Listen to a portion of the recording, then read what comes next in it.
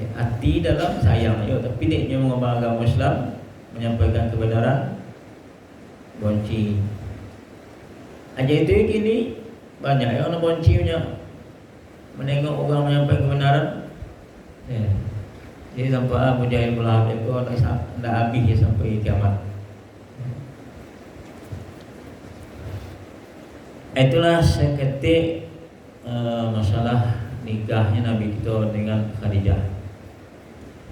Dan tu kini kita masuk ke tahun kesedihan. Ya, lama dari bergaulnya Nabi kita Muhammad SAW. Maka waktu kesedihan pertama sakit yang dialami oleh Abu Talib. Siapa Abu Talib itu? Paman Nabi kita.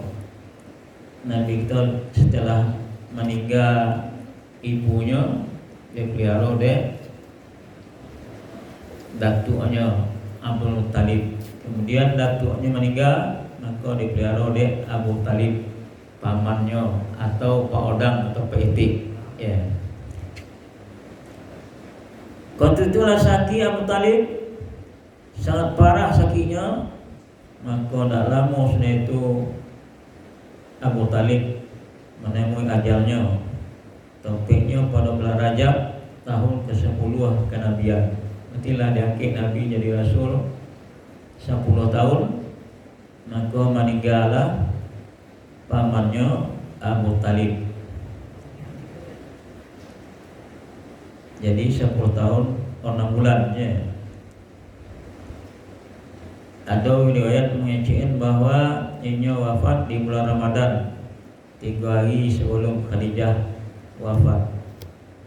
Jadi dulu Abu Talib meninggal daripada Khadijah.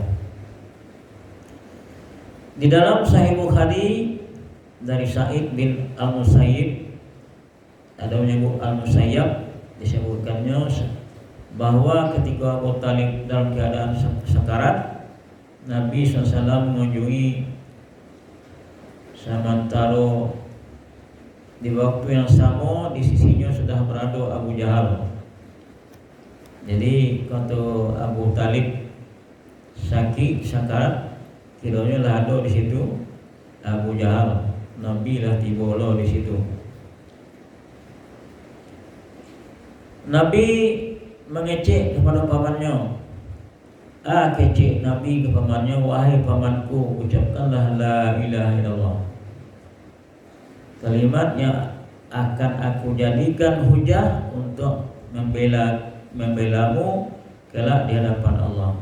Ucapkanlah itu. Kecek Nabi kepada Abu Talib, ucapkanlah kalimat la ilaha illallah. Kiranya Abu Jahal ada situ. Di hijau ada Abu Jahal. Jam kecil Abu Jahal. Namun Abu Jahal dan Abdullah bin Abi Umayyah memotong, wahai Abu Talib, sudah bencikah engkau terhadap agama Abdul Talib? Tak benci engkau juga mula awak agama apa awak. Keduanya tolong mendesak hingga kalimat terakhir yang diucapkan kepada mereka adalah aku masih tetap dalam agama Abdul Talib. Itu kecil Abu Talib. Tak jadi dia dibacanya la ilaha illallah. Sebab disusahnya dari Abu Jahil, berdoanya Abdullah bin Abi Umayyah.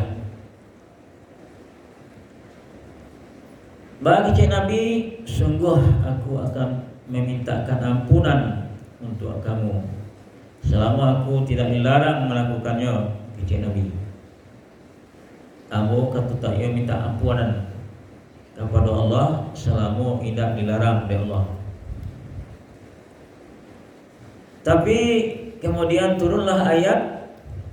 Bunyi ayatnya, a'udzubillahi minasyaitonirrajim, bismillahirrahmanirrahim. Ma kana lin nabiyyi walladzina amanu ay yastaghfiru lil musyrikin walau kanu uli qurba min ba'di ma tabayyana lahum annahum ashabul syirk. Artinya, indahlah sepatutnya bagi Nabi dan orang-orang yang beriman memintakan ampun kepada Allah bagi orang-orang musyrik, walaupun orang-orang musyrik itu adalah kaum kerabatnya. Sudah jelas bagi mereka bahwasanya orang-orang musyrik itu adalah penghuni neraka jahanam. Timbul turun ayat itu.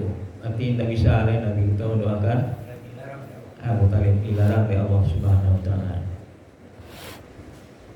Ya Allah, innaka la tahdi man ahbabta. Sesungguhnya kamu tidak akan dapat memberi petunjuk kepada orang yang kamu kasihi. Kalau disayang pada waktu tidak bisa memberi petunjuk, yang memberi petunjuk adalah Allah Subhanahu wa taala. Cuma kita kalau ada keluarga kita dan tidak dapat petunjuk, sehingga bangkangnya kerjanya, tinggal kita berdoa. Sebab hidayah itu adalah daripada Allah Subhanahu wa taala. Sedangkan Nabi Nuh sendiri, anaknya, istrinya sendiri membangkang ini lah. Nabi, kita nak Nabi tidak deh. Ada itu keluarga kita tu ke bawah Pak. Doa dia Pak. Ya.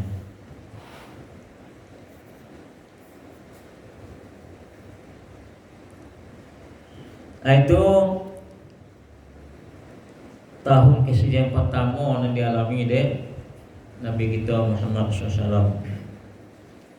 Sebab Abu Talib itu adalah dekingan yang kuat dan Nabi dalam rangka mengembangkan agama Islam, menyampaikan agama Islam.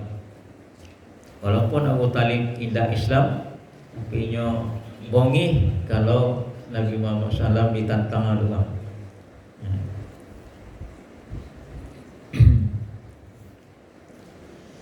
Di dalam Sahih Al-Bukhari dari Al-Abbas bin Abdul Muttalib, dia berkata kepada Nabi SAW, apa balasan yang kau berikan kepada pamanmu atas jasanya kepada kamu? Itu tanya di dalam Sahih Bukhari dari Al-Abbas bin Abdul Muttalib. Dia tanya, balasan yang kau berikan kepada paman kamu itu atau yang berjasa kepada kamu, sungguhnya dahulu inyolah melindungi kamu dan berkorban untuk kamu. Baca Nabi menjawab, dia berada di neraka yang paling ringan. Itu yang neraka. Di dalam neraka yang paling ringan yang lebih. Tapi kalau awak SWT neraka yang murid tak boleh ni, na'udzubillahi min zalik. Andai kata bukan karena aku, niscaya inyo sudah berada di neraka yang paling bawah. Itu nadapiknya keringan dari Allah SWT kecil Nabi kita Muhammad SAW.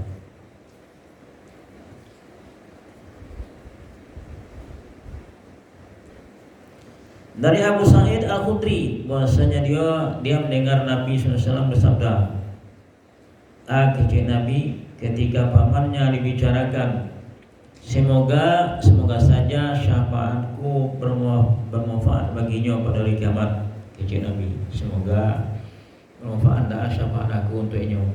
Itu sayang Nabi juga pamannya.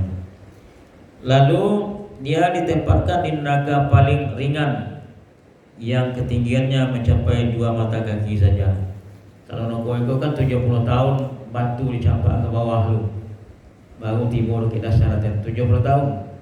Tapi untuk Abu Talib mencapai 2 mata kaki saja kecil Nabi dangkiknya paling latih. Cuma itu yang Nabi bisa pertolongan atau syafaat dari Nabi. Kemudian lah meninggal Abu Talib paman Nabi. Ceko datang kan di KCN 5 hari sudah itu sebelum Khadijah mati gitu ya. Khadijah berpulang ke rahmatullah. Setelah 2 bulan atau 3 bulan setelah wafatnya Abu Talib, Ummul Mukminin Khadijah Al-Kubra radhiyallahu anha pun wafat. Nah, di situ KCN 2 bulan atau 3 bulan setelah wafatnya Abu Talib, meninggal pula Ummul Mukminin Khadijah Al-Kubra radhiyallahu anha. Topiknya pada bulan Ramadan tahun ke-10 kenabian dalam usia 65 tahun. Dan kan Rasulullah SAW ketika itu usia 50 tahun.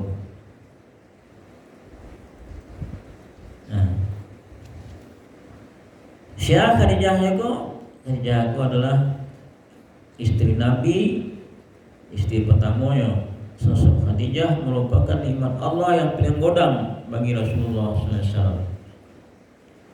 Selama seperempat abad hidupnya bersama, ia senantiasa menghibur beliau di saat beliau cemas. Khadijah itu Nabi itu kan diambil-ambil itu orang taruh, di kepong-kepong orang taruh dibunuh. Jadi Khadijah selalu menghibur Nabi daripada kecemasan agak diurang bonci pulau Kenya, memberi dorongan di saat paling kritis, menyokong penyampai risalah, mendampingi beliau dalam rintangan jihad yang amat pahit, dan selalu membela beliau baik dengan jiwa maupun hartanya. Yaitu Khadijah itu meninggal pulau Khadijah.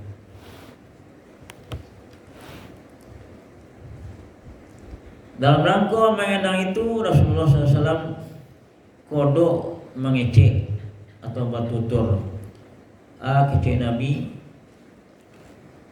dia telah beriman kepadaku saat manusia kufur atau ingkar kepadaku. Khadijah aku hanyalah beriman kepadaku di saat manusia lain kufur durhaka kepada aku. Kecek Nabi, dia membenarkanku di saat manusia mendustakan. Dia berikan kepadaku hartanya di saat manusia tidak mau memberikannya kepadaku. Ayat itu Khadijah itu. Allah mengaruniai aku anak darinya, sementara dia tidak menganugerahkannya dari istri yang lain. Jadi banyak anak Nabi daripada Khadijah. Itu nanti tuturkannya dari Nabi. Itu nak kodok dibaca oleh Nabi setelah Khadijah wafat. Dalam kitab Sahih Bukhari dari Abu Hurairah, ia berkata, Jibril alaihissalam mendatangi Rasulullah SAW. Seraya berkata, hanya Jibril, wahai Rasulullah, inilah Khadijah. Dia telah berangkat menujumu dengan bawa bejana. Di dalamnya ada lauk pauk, makanan atau minuman. Bila dia nanti telah sampai kepadamu, maka sampaikan salam Rabbnya kepadanya, serta beritakan kepadanya kabar gembira perihal istana untuknya di surga yang terbuat dari mutiara, yang tidak ada kebisingan maupun rasa lelah dalamnya. Itu cerita Jibril Khadijah sok kematian makanan ke Nabi. Dalam surga kece Jibril untuk menghibur Nabi kita Muhammad sallallahu alaihi wasallam.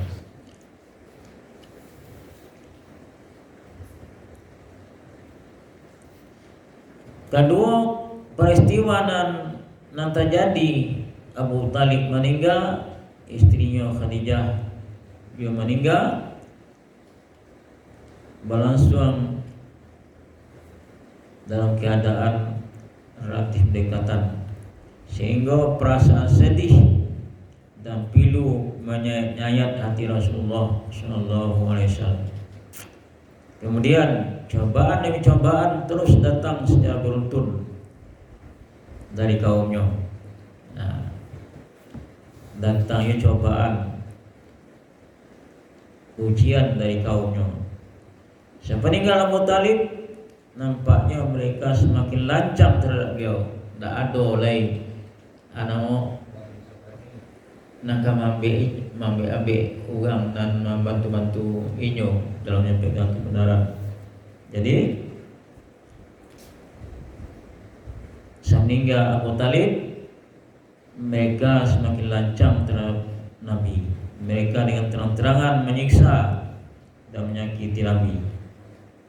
Maka bertambahlah kesedihan yang dialami oleh Nabi, yang membuat beliau hampir putus asa untuk mendakwahi mereka.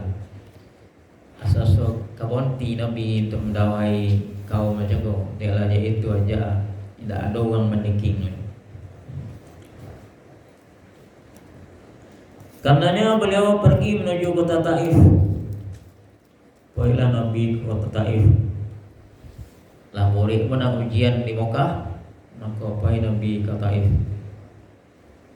Dia tu kena Taif net layar. Dia tu kena Taif. Jo akun jo kereta jo lori. Dak bayar ke Taif. Jo lori Joto. Awak dulu jo lori detik apa jalan jo Kawi 2 kilometer ya. Ada di Taif bisa nih oto tapi jauh 4 kilo. Tapi kalau jo lori itu.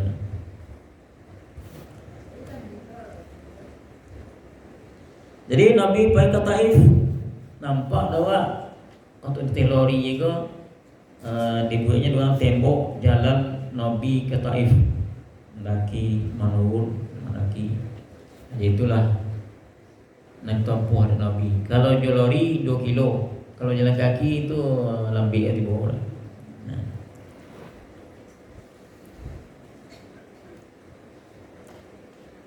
Di Nabi ke Taif dengan harapan penduduk Taif jago namuh menerima dakwah beliau, melindunginya dan menolong beliau melawan pelakuan kaumnya di Mekah. Namun beliau sama sekali tidak melihat ada seorang pun yang mau melindungi dan menolong di Taif. Tidak ada nampak ada menolong itu. Bahkan sebaliknya, mereka orang Taif juga menyiksa, memperlakukan Nabi dengan cara yang lebih sadis dari apa yang dilakukan oleh kaumnya sendiri di Mekah. Lebih lo lagi di Mekah. Penindasan begitu koreh tidak saja dialami Nabi SAW, tetapi para sahabatnya pun ikut mendapatkannya. Sahabat itu aja, tak Nabi saja.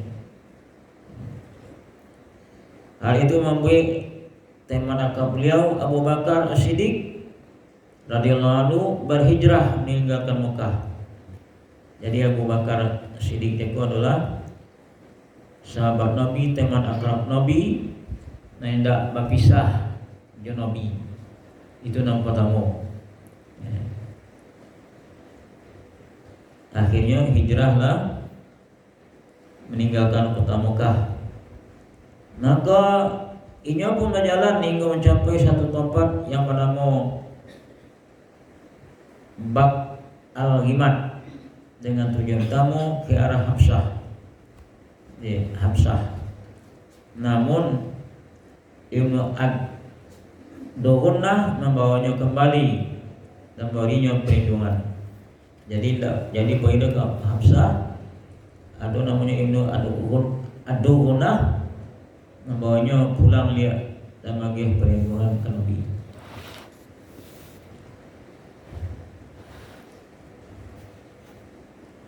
Kecil Ibnu Ishaq bagi mengecek ketika Abu Talib wafat, kaum Quraisy menyakiti Rasulullah SAW dengan gangguan yang sama sehidup Abu Talib tidak berani melakukan. Lebih dari itu, salah seorang begundal Quraisy menghalangi jalan beliau lalu menaburi kepala beliau dengan debu. Yang dia kalau Nabi gabuh. Kalau beliau masuk rumah dalam kondisi demikian, seorang anak perempuan beliau menyongsongnya dan membahasiakan gabuh dan dia wajah kau ketika kepala Nabi. Langsung anak ayah menangis. Beliau berkata kepadanya, jangan menangis wahai anakku. Sesungguhnya hanyalah Allah yang akan menolong ayahandamu. Allah yang menolong ayahandamu. Ada yang lain kini Abu Talib telah meninggal, Khadijah ama atau mama kalian lah meninggal belum. Ibnu Ishaq melanjutkan, beliau SAW selalu berkata, bila mengingat hal itu, kaum Quraisy tidak melakukan terhadapku sesuatu yang aku benci hingga Abu Talib wafat. Tak pernah dilakukan kaum Quraisy najis itu deh, kecuali lah wafatnya Abu Talib. Dikarenakan beruntunnya kesedihan dan kesedihan pada tahun itu, kemudian dinamakanlah dengan tahun kesedihan yang dikenal di dalam buku-buku sirah dan tarikh. Dalam tarikh ada mau aji tahun kerusuhan ya. Ya. Ya, tahun duka cita. Kemudian setelah itu menikahlah Nabi dengan Saudah. Ya. Di kontunya keluarganya Khadijah, bagau gang bininya Cik Khadijah ya. Setelah meninggal Khadijah, maka Nabi nikah dengan Saudah. Pada bulan Syawal tahun yang ke-10 kenabian, yakni di tahun itu Rasulullah SAW menikah dengan Saudah binti Zam'ah. Saudah termasuk wanita yang masuk Islam lebih dahulu dan ikut serta dalam hijrah yang kedua ke Habsyah. Mantan suaminya bernama As-Sakran bin Amr yang juga masuk Islam dan berhijrah bersamanya. Syarat wafat di Habsyah. Jadi suami Yakob meninggal di Habsyah Yakob. Alona ngicien doyan inya meninggal wafat sepulangnya ke Mekah.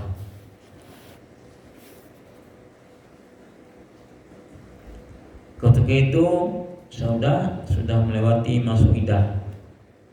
Kalau iddah kematian suami bagaimana?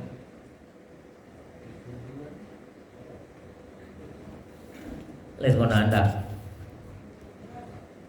Salah satu kurunya 3 bulan 10 hari. Barulah Rasulullah SAW melamar dan menikahinya. Kalau mahar di Mekah itu banyak. Kalau mahar Khadijah itu 100 gronto de Nabi Muhammad. Kalau dawa seperangkat kain sholat. Ada waktu kami pergi malam-malam ke Masjid Kuba, naik auto Golf nama dapat Indian ni. Bah kecil ustaz juga, ke supirnya, situ-situnya. Aiko supir iko yang ni nomor nikah juga Indonesia.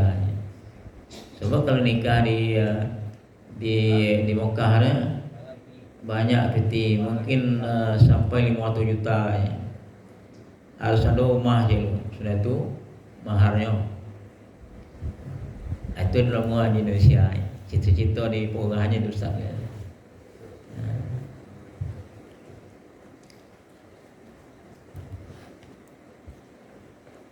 Nah, kadang-kadang kecil Ustaz tu dek mahar sehingga terjadilah pernikahan sejenis kita baru kecil Ustaz itu.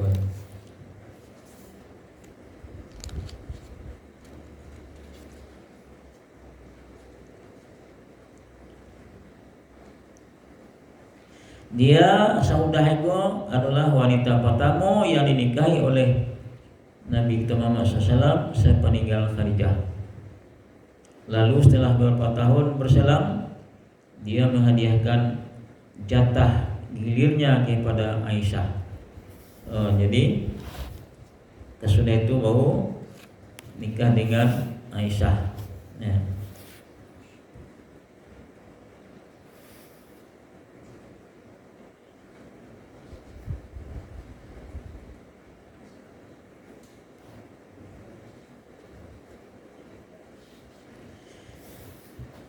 Kemudian balilah cerita kepada kesabaran dan ketegaran kaum muslimin.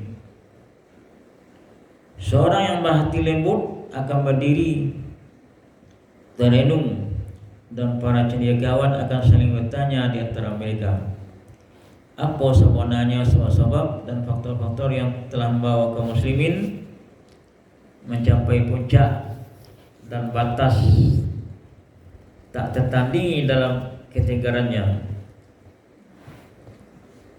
Jadi setelah Nabi kita Muhammad SAW nikah dengan Saudah Ceko, maka mulailah waktu itu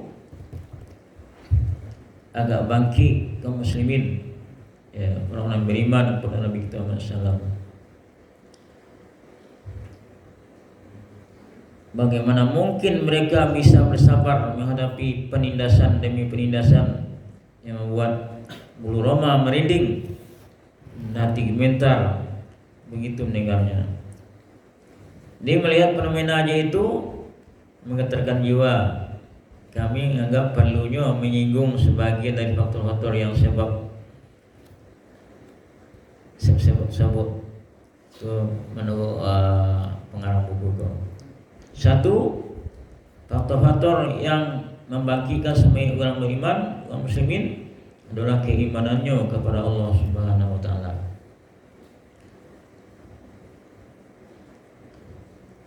Faktor yang utama adalah beriman kepada Allah Subhanahu wa taala samato dan mengenal Allah dengan sebenar-benarnya. Itu di KCN, di Moka, kecakunan di padainya Nabi adalah masalah keimanan, masalah tauhid.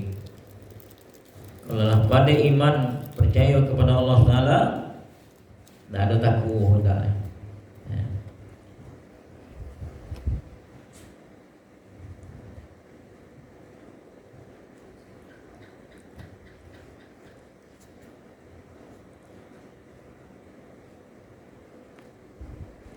Apabila keimanan yang mantap Allah menyelinap ke sanubari, dapat menjadi setimbang gunung, tidak akan goyah. Orang memiliki keimanan yang kokoh dan keyakinan yang mantap akan memandang kesulitan duniawi sebesar apapun, sebanyak dan serumit apapun, jika dibandingkan dengan keimanannya ibarat lumuk yang diapungkan oleh air aja itu di pandangannya. Ya, kalau masalah masalah dunia, kalau keimanan lepade, maka tiba kesabaran. Nah, mulai dari itu dia lakui keimanannya, lah kokoh, lah bagak kaum muslimin untuk menghadapi tantangan-tantangan yang diadakannya bersama dengan Nabi kita Muhammad SAW. Karena Nabi kita Muhammad SAW lah banyak pengikutnya, tentunya bertambah bersemangat belum.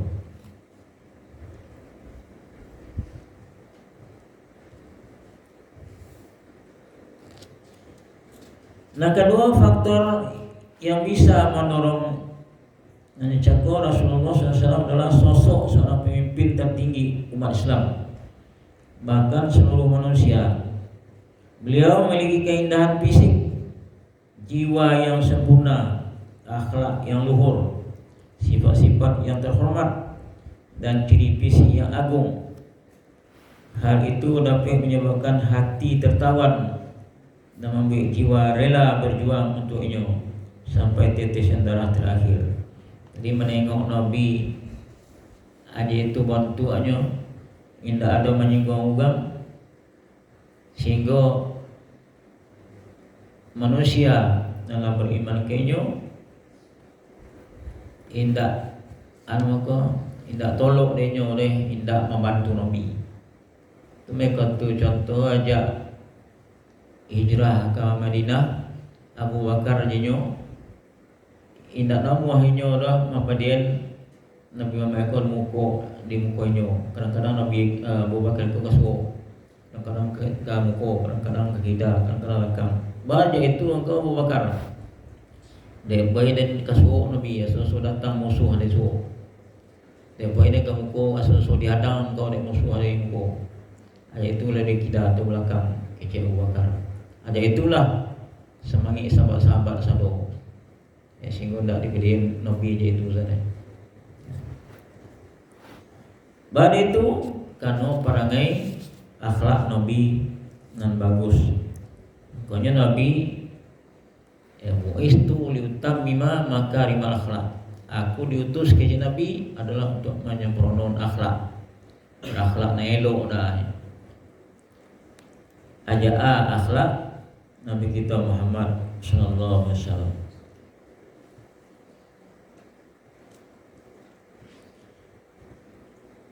Kesempurnaan yang dianugerahkan kepada Nabi tersebut tidak pernah dianugerahkan kepada siapapun. Beliau menempati posisi puncak dalam derajat sosial, keluhuran budi, kebaikan dan keutamaan. Kepulauan daripada kesucian diri, amanah, kejujuran dan semua jalan-jalan kebaikan. Sadu ado Nabi, tidak ada yang menandinginya. Syahada kesayang, syahada kecinta kinyo.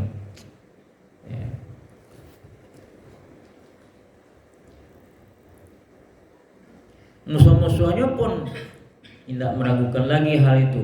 Musuh mengakui jo. Tapi balik dibenci Nabi karena dia mengembangkan Islam. Di Islam ya kalau sona makanya dapat budi pekerti yang luhur, yang jujur segala macam. Ada satu kali ketiga orang tokoh Quraisy berkumpul. Masing-masing dari mereka ternyata sudah pernah mendengarkan Al-Quran secara sembunyi-sembunyi. Ia menangin bacaan Al-Quran dari Nabi tanpa diketahui oleh dua temannya yang lain. Namun kemudian rahasia itu terbuka. Satu orang Quraisy itu salah seorang dari mereka bertanya kepada Abu Jahal yang merupakan salah seorang dari ketiga orang tersebut. Banyak penapian engkau mengenai apa yang kau dengar dari Muhammad tersebut. Penapian kece. Salah satu ditanya kepada Abu Jahal, apa yang lah aku dongeng, memang kami lah berselisih dengan Bani Abi Manaf dalam persoalan derajat sosial. Kalau mereka makan, kami pun makan. Mereka menanggung satu, kami pun ikut menanggung.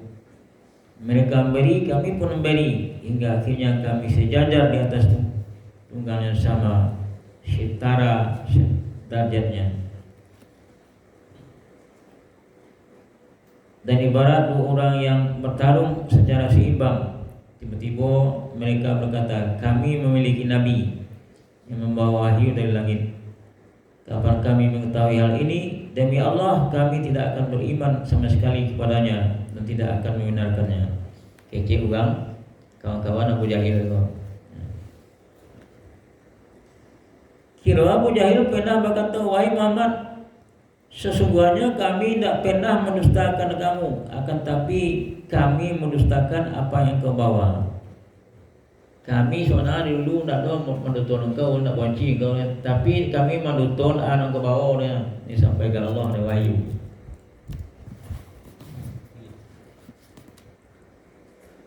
Bagi Allah, fa innahum la yukadzibunaka walakinnaz zalimina bi ayatillahi yajhadun. Sebenarnya mereka bukan mendustakan kamu, tapi orang-orang zalim itu mengingkari ayat-ayat Allah. Kan ya? Engkau nak kami duton tapi nak kau bawa dia nak kami duton. Kece Abu Jahil dan kawan-kawan. Pada satu kali kaum kafir mempermainkan Nabi dengan saling mengerlingkan mata di antara mereka. Mengerlingkan mata ada. Mado wis mado ye.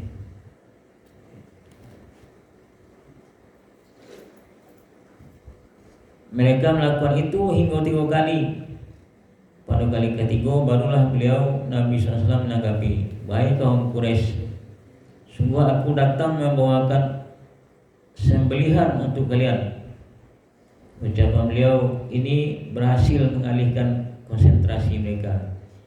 Dan membawa penyembelihan untuk kalian Nabi. Barulah berubah. Hendaknya mampu mata oleh mengiringi mata oleh.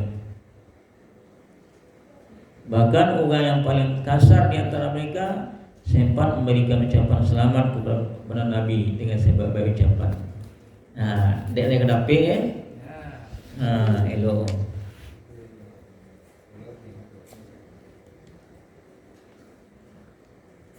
Dulu kata Nabi sedang sujud di pantaannya ketuban untuk ke Nabi.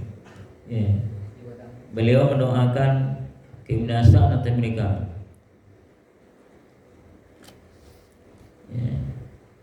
Nyaula-ula.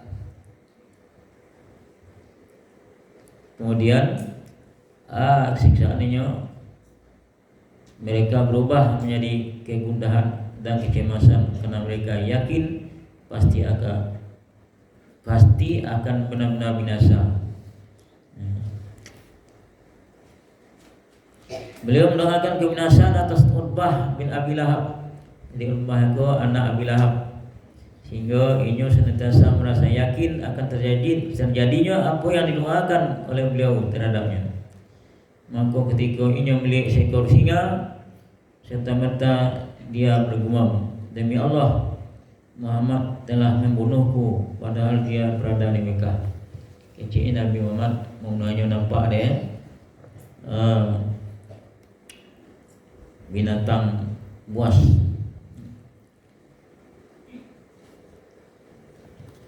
Bagi Sa'ad bin Mu'adz yang pernah berkata saat berada di Mekah kepada Umayyah bin Khalaf, sungguh aku telah mendengar Rasulullah SAW bersabda, sesungguhnya mereka kaum muslimin akan membunuh kamu, kami akan membunuh kalian.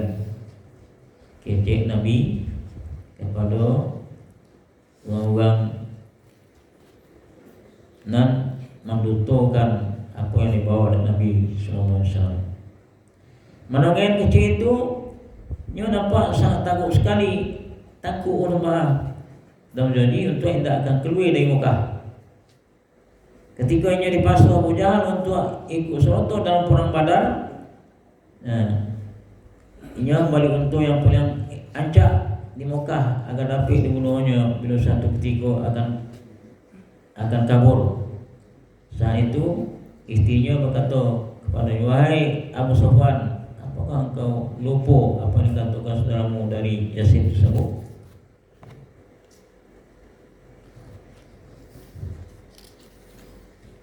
Jadi ibu bapak,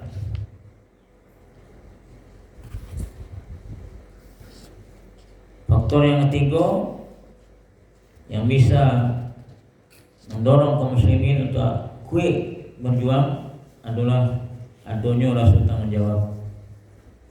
Menangkal ompe adalah dia beriman kepada hari akhirat. Sebab hari akhirat itu adalah hari pembalasan. Yang kelima, Al-Quran. Di adanya Al-Quran, percaya kepada kitab, maka betul-betul kuat imannya sehingga tidak ada takut lagi. Yang keenam, berita-berita gembira tentang kemenangan. Kalau ia berjuang untuk menegakkan agama, Allah akan bantu.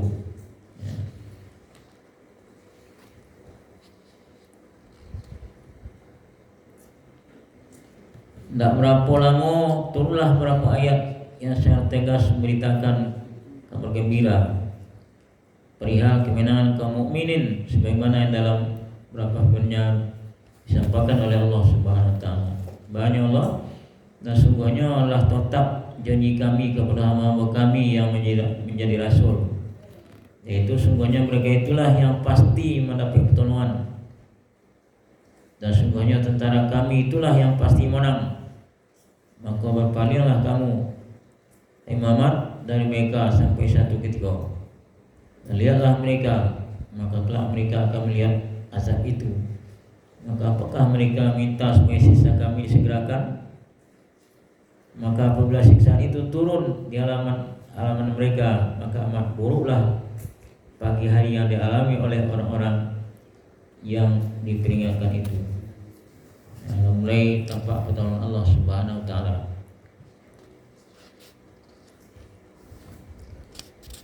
Yaitulah Nabi dalam memperjuangkan menegakkan agama Islam. Bahwa kini kan tak jadi tunar nak perjuangan awak ulama-ulama awak untuk menegakkan Islam. Tak jadi itu benar. Tak sembahyang Nabi benar. Bahkan ada je ulama-ulama awak nak dimasuk dalam taksi. Tapi tak sadu mana enggak bayar nanti. Menurut mereka itu dimasuk dalam taksi. Jadi ibu bapak,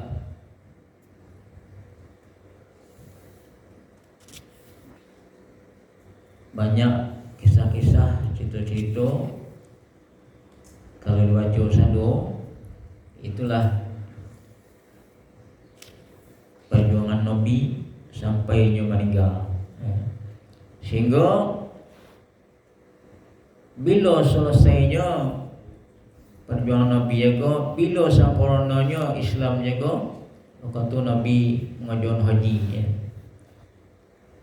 haji wada. Dulu pernah tanya ke ibu berapa kali Nabi naik haji, mengajarkan haji. Tak tahu mana berapa kali Nabi naik haji? Sekali, sekali dan terakhir, pertama dan terakhir. Waktu itulah turun ayat.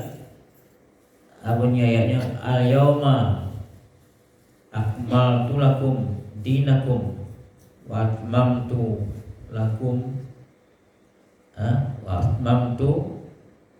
lakum ni'mati wa raditu lakumul Islam madinah. Pada kini lah dan sempurna sadonya Muhammad. Adalah reda. Jadi Islam itu jadi agama yang sempurna. Tak ada tambahannya, dan tak ada boleh dikurangi.